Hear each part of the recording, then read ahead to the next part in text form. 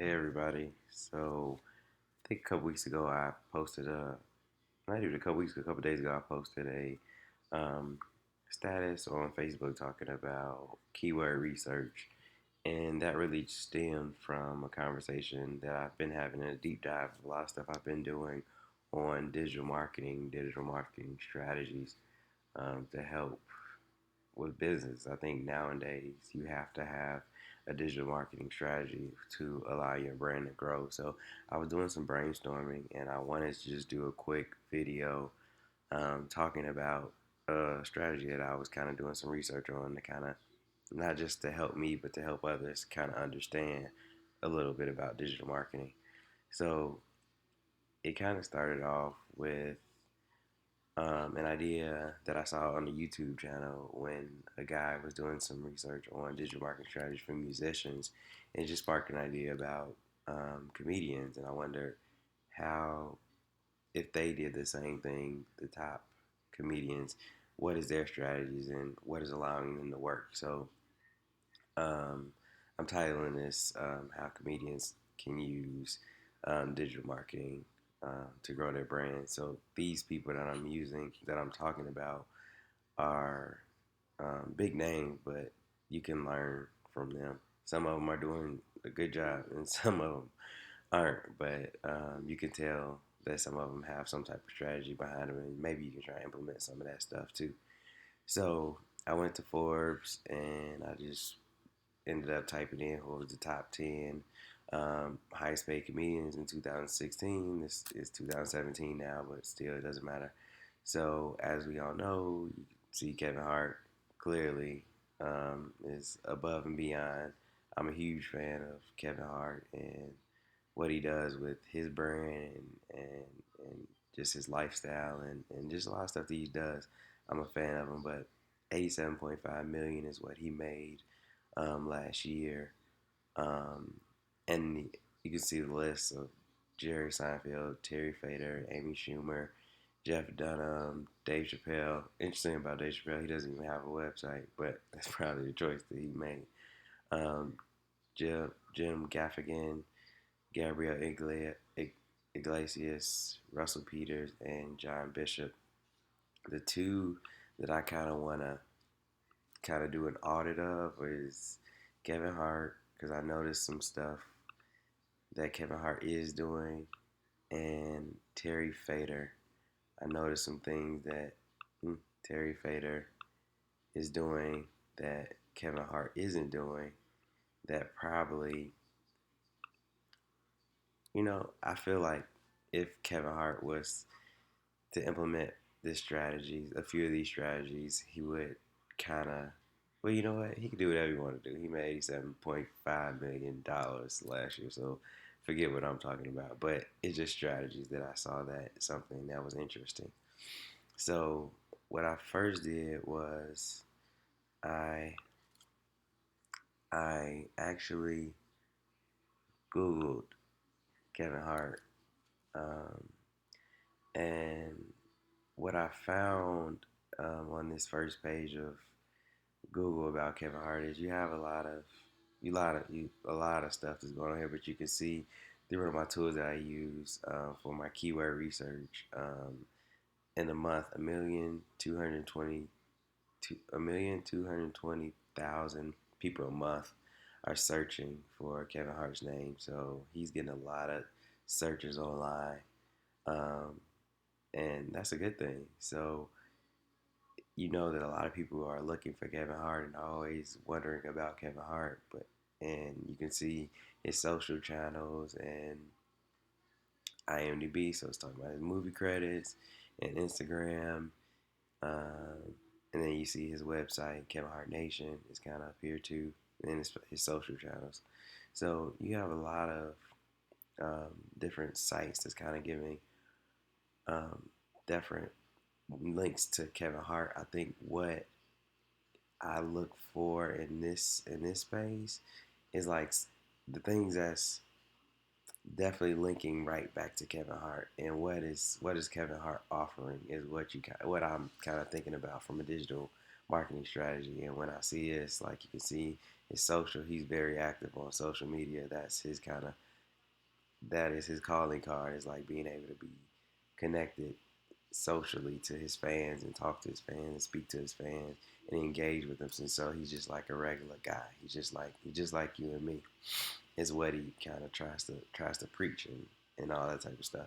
But um, what thing that I notice is when I kind of look at his page and then I kind of get to his social channels and I see that Kevin has 47.3 million followers on Instagram.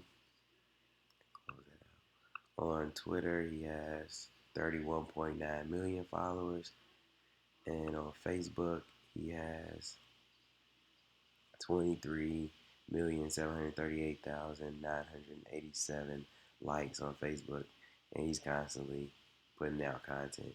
So one thing you see, that's why when you Google this person, because he has so many followers, he's putting up so much content. That is why his channels, those are the first things popping up before the website, because you can see that he is getting most of his uh, most of the content that he's sharing is on social channels, and that's showing through the rankings through Google. You can see that. But when I went to his site, um, what his fans are doing on these social channels is they're commenting. He's commenting back with them, back and forth. He has 535 comments on something that this just happened. I'm guessing this was 10 hours ago. So many likes and so many comments. Some of his comments probably some mess, but for the most part, it's consistent comments or he's communicating with his fans. Um, and that's on every channel that you'll see that. What's interesting is when you go to his website, and I think he just launched the new website. Um, while I like it, what I think he's missing that he's doing on his social channels is he's not giving the opportunity for that direct contact with Kevin on his website. That's what he's missing on the site. This is the homepage. This is the first thing you go to. This is pretty much it. You can you it. It's a video that plays. I muted it because it was kind of loud, and I didn't want that to happen while I was doing the video. But um, you're on the main page. He has links to his social channels, which he's very important. He's calling that as an action. But other than that, there's really no call to action on the home page to say let's get more involved with Kevin in any type of way. And I think that's one thing that he may be missing on his site. Um, he does have it when you kind of click through there and you go to the contacts, and you can my internet speeds up a little bit. You can contact Kevin Hart. Just to, I think it was like giving them more information about the site or giving them more information about what you think about the site and things like that. But I don't think it's any direct contact to maybe I don't know. Not that he has to give anything away, but maybe the fact that you just want to be notified when Kevin is posting all this stuff on his social channels, or I think on Twitter he has. I think this is a. I'm sorry, Instagram. This is a link to a book that it may be a gag book, but my internet is so slow right now. But yeah, he has a book, Life Lessons, a hardcover book that he launched. I don't know when he launched it, but $24.99. He could probably have something on his site that says some type of. This is the only really call to action that you can get to kind of get more involved with Kevin. He says, "Hey, no matter how busy I am, your emails and messages make my day. But listen, people, I'm running an empire, so please don't get mad if I can't answer every single. But I promise I'll read your message. I'm your biggest little fan. And I'll get to writing." So he wants his fans to send him messages and contact him just to let him know or just be more a part of Kevin's life. And that's what he's doing all through social media. So it's interesting that on his site, he's not um, he's not doing that on his site, which is one thing I wish he probably could do. Or if not, just to draw more attention to getting more involved in Kevin Life notifications. Even his tour. I know this tour is probably over, but there are probably other tours that he's doing, or other appearances that he's doing, or other shows that he's doing that he's selling something that he could probably. It could be some type of call to action of an email sign up or something like that on the site on the homepage. I could be like, hey, if you want to come and meet Kevin Hart, not meet Kevin Hart, but come out to Kevin Hart's show, get VIP seating, or get a free chapter of this book, whatever the case may be. I'm just kind of spitballing stuff, but I mean, it could be anything like that that he possibly is missing out on an opportunity here. Um, the second thing that I noticed, I have a plugin on my computer that lets me see that he also isn't, he doesn't have any pixels on this site. So he can actually serve ads on Facebook and Instagram. He doesn't have anything like that, which he could be capitalizing on that too. Say he was running ads on Facebook for his tours, or for because he has what now tour tickets on sale now. That's something that seems to be a selling point. I know I follow him on Instagram, so Tommy John's is something that his underwear line that he's a partner in. He is selling that. So he probably could be kind of promoting that also through his fan base. But that's something that I'm noticing that he's not doing. This isn't a criticism. He's doing well. $87.5 million doesn't. That's not a criticism. He's doing great. It's just little things that I see that he probably, if he implemented or his marketing team implemented, would kind of allow him to reach more of his fans a little bit more in a greater way. Um, so I'm gonna move on from Kevin Hart, and I'm gonna go to somebody who was what was he on the list? I think he was wrong one. He is number three on that for the list. Terry Fator. This guy is a puppet guy. He you see totally two different colors of people, but he has um, puppets and does shows and stuff like that. You can see that Terry, his when you Google him, 33,000 people a month are typing in that name, and that's the keyword that they're typing in. And you'll see the first thing that pops up for Terry is one thing that Kevin Hart isn't doing on his page.